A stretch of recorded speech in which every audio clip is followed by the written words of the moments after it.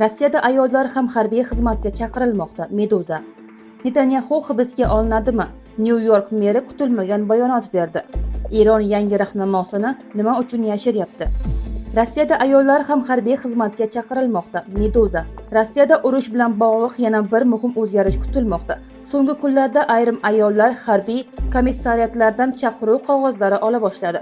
Bu holat mamlakatda safarbarlik resurslarini qayta hisobga olish jarayoni kuchayganidan darak berishi mumkin. Meduza xabariga ko'ra, chaqiruv olganlar orasida homilador ayol ham bo'lgan.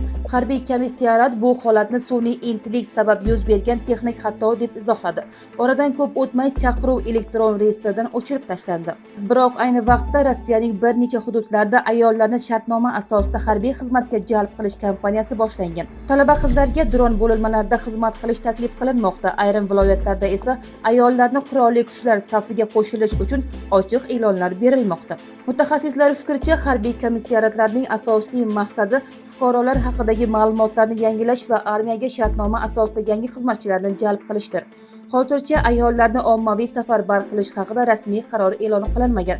Shunga qaramay, Rossiyada urush davom etar ekan, harbiy tizimning tobora kengroq safarbarlikka tayyorlanayotgani haqidagi muhokamalar kuchaymoqda. Bu global xavfsizlik va mintaqadagi harbiy vaziyatga ta'sir qilishi mumkin bo'lgan muhim rivojlanishdan biri sifatida kuzatilmoqda. Netanyaxu hibsga olinadimi? Nyu-York meri kutilmagan bayonot berdi. Nyu-Yorkda xalqaro siyosatni larzaga solishi mumkin bo'lgan bayonot yangradi. Shahar meri Zohron Mamdani Isroil bosh vaziri Benyamin Netanyaxu Nyu-Yorkka keladigan bo'lsa, uni hibsga olishning huquqiy imkoniyatlari o'rganilayotganini ma'lum qildi. The New York Times bergan intervyusida Mamdani bu masalada yangi qarorlar yaratmasligini, barcha qarorlar amaldagi qonunchilik asosida qabul qilinishini ta'kidladi. Uning so'zlariga ko'ra, hozirda New York shahar huquqiy departamenti ushbu masalani batafsil tahlil qilmoqda.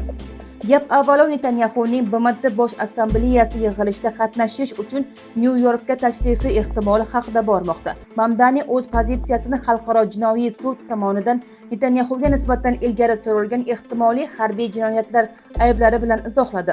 Eslatib o'tamiz, Mamdani saylov oldi kampaniyasi vaqtida ham Netanyaxu shaharga kelsa, uni hibsga olish bo'yicha Nyu-York politsiyasiga topshiriq berishini va'da qilgan edi.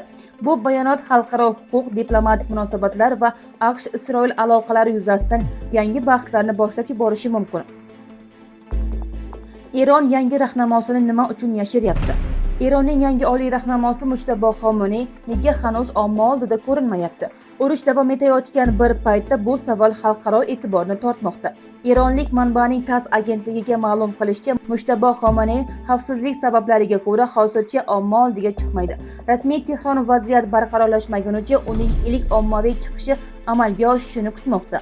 Manbalarga ko'ra, yangi rahnamo xorijiy davlatlar rahbarlari orasida ilk muloqotni Rossiya prezidenti Vladimir Putin bilan o'tkazishi mumkin. Bu Eron va Rossiya o'rtasidagi yaqin siyosiy aloqalarning yana bir belgisi sifatida baholanmoqda. Shu bilan birga, Mujtabo Xomeney otasi Oyatolloh Ali Xomeneyning vafotidan so'ng bergan ilk bayonotida AQSh va Isroil bilan urushda halok bo'lganlar uchun qasos olinishi haqida ogohlantirdi.